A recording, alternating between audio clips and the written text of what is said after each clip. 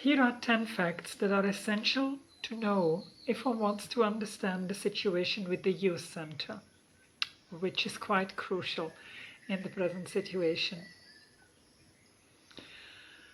So first of all, the youth centre was located in Ami, outside of the city centre in the greenbelt of Oroville.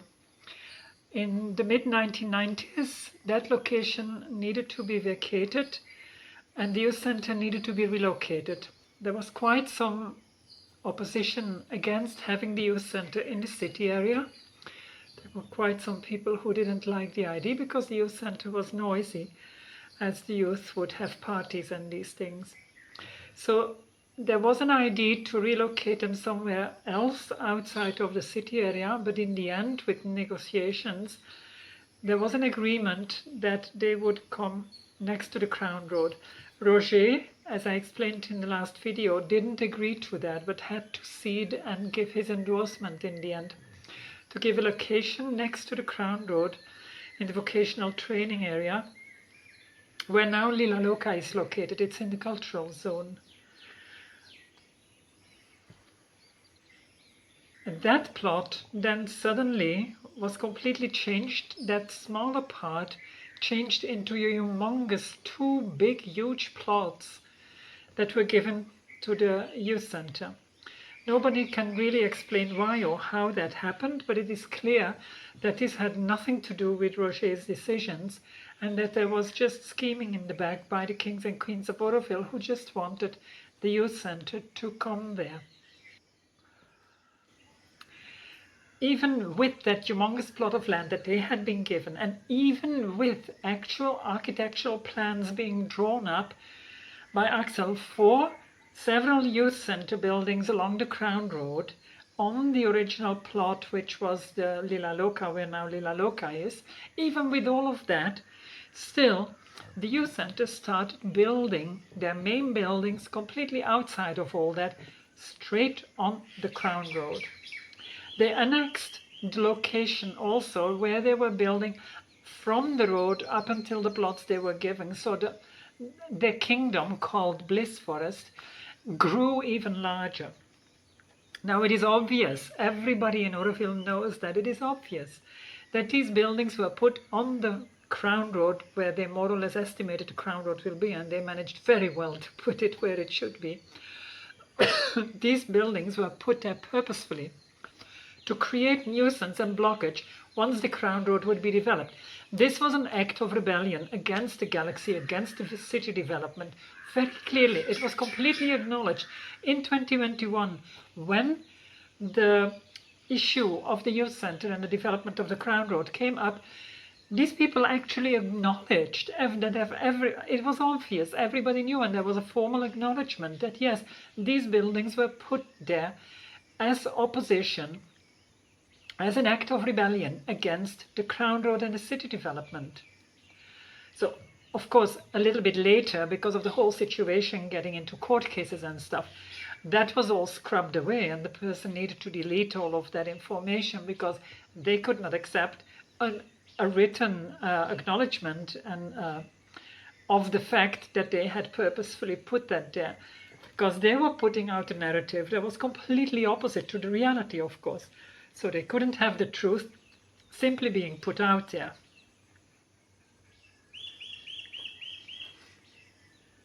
Now fast forward 20 years later, in 2018, finally Oroville, with Tuan van Mega as the main developer and pusher for this plan, was finally developing its own energy grid, its own electrical grid. Up until 2018, imagine, up until 2018, Oroville had not had any electrical infrastructure of its own. The lines, the electricity that came through Oroville and was giving electricity to Oroville, all of these lines were just part of the Tamil Nadu Electricity Board, which is a TNEB grid. So there was no control at all over the electricity lines by Oroville itself. So finally there was development over the past years already, but it culminated in 2018.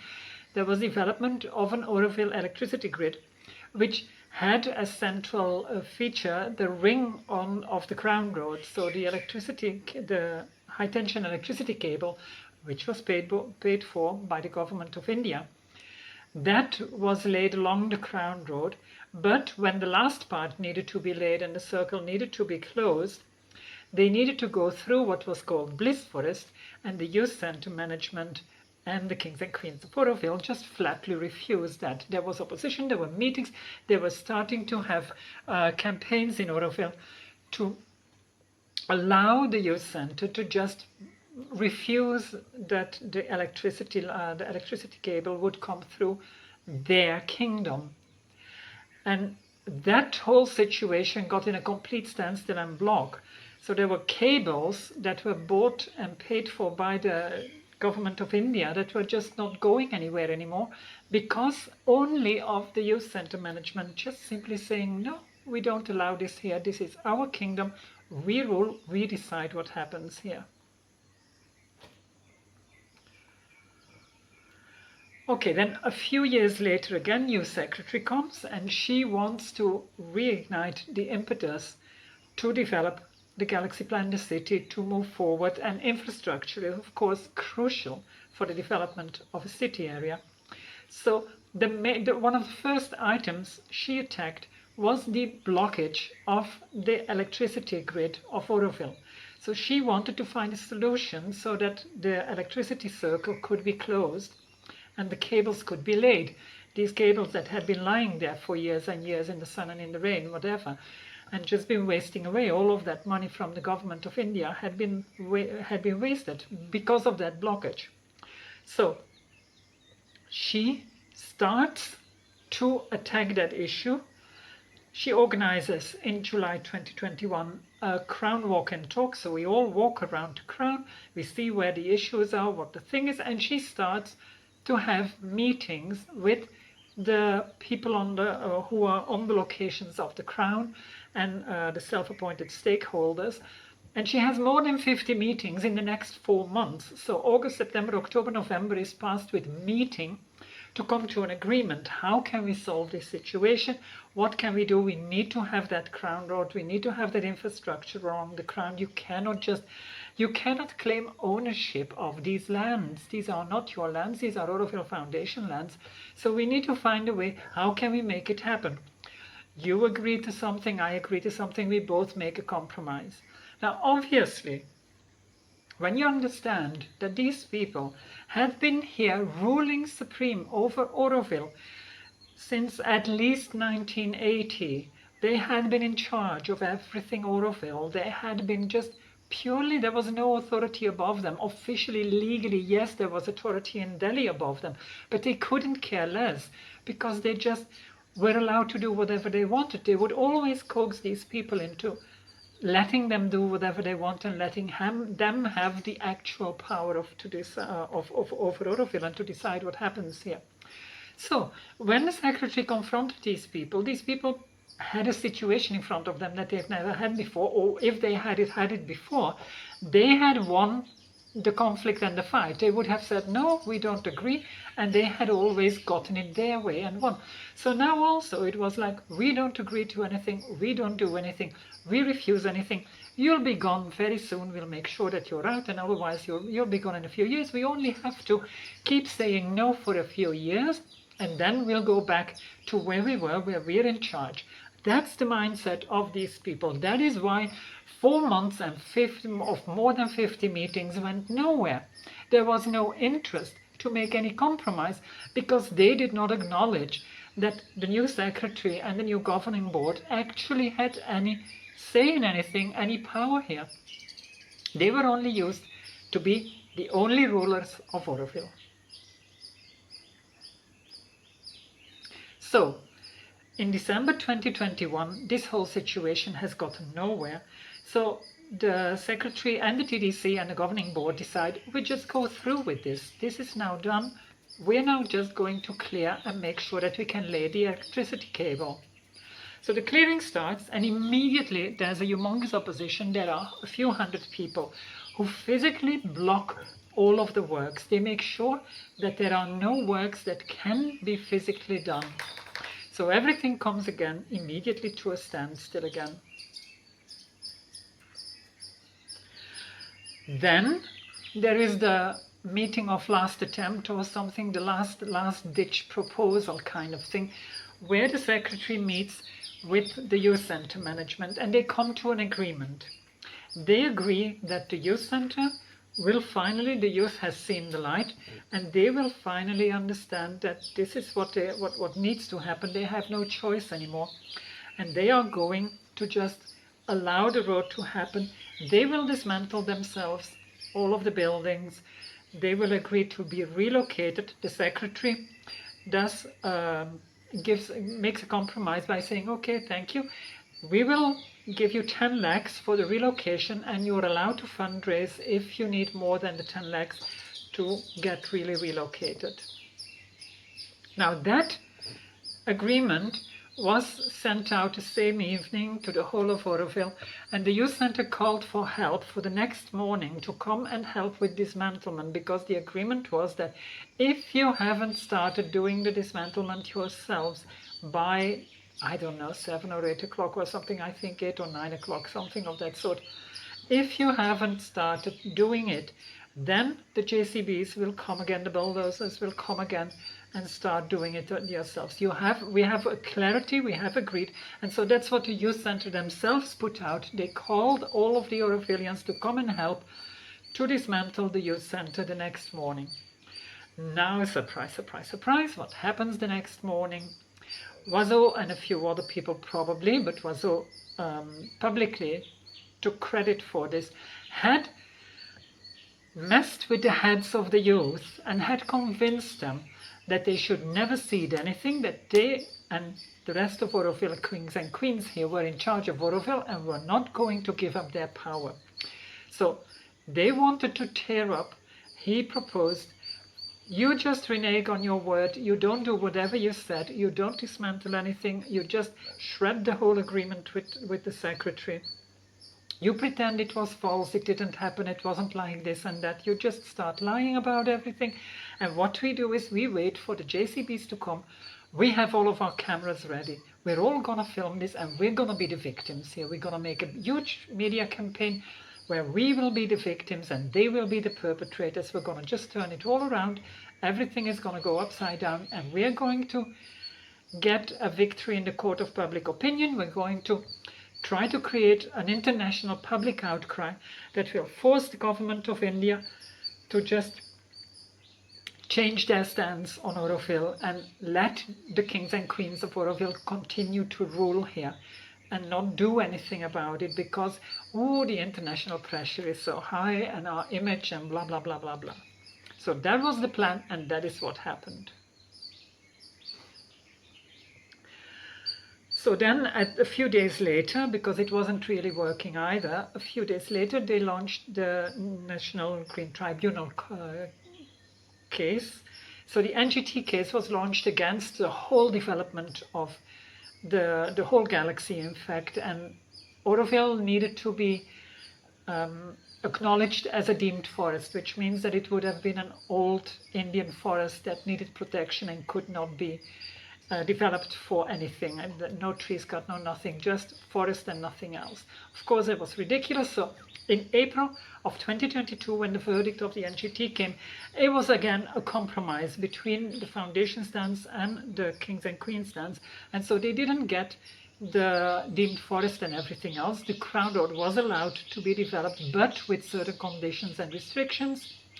The foundation then appealed that verdict in the Supreme Court, and in 2025 the Supreme Court ruled that that whole verdict could be shredded, and in the waste bin there was no need for it anymore. It was not legal.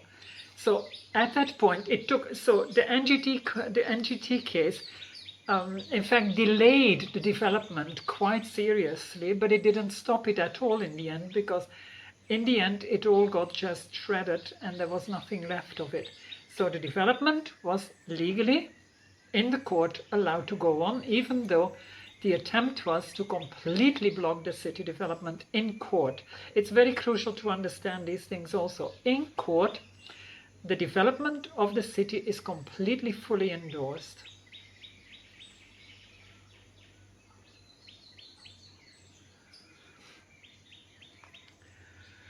So now we get to 1 year later, 2022, and the FAMC formally closes the youth center. The youth center as a unit finishes to exist. There is no need anymore. There has been way too much rebellion. All of this is not going anywhere. But, and there's a big but, the TDC wants to start the Integral Skills Development Center, which is foreseen in the master plan. So the Galaxy has foreseen a place for the youth to figure out what they would like to do, how they want to help Oroville when they grow up and things. So there is an ISDC provided in the master plan, an Integral Skills Development Center. The TDC, to replace the youth center, wants to develop that and asks the youth center to join in the development, the design, the creation of that ISDC. And the youth center management says, screw you, we're not. They don't even answer, they don't say anything. In fact, I shouldn't even have said that, but they don't say, they don't reply. It's just, we're not interested. So then we're again 3 years later, and 3 years later, this is completely over now. The foundation office and the FAMC decide that enough is enough. The youth center, which has been continuing, somehow something has been continuing in that space, will now be completely changed. The people will relocate. There are 2 people only left. Dingboy and Deep were the only ones that are still living in the youth center.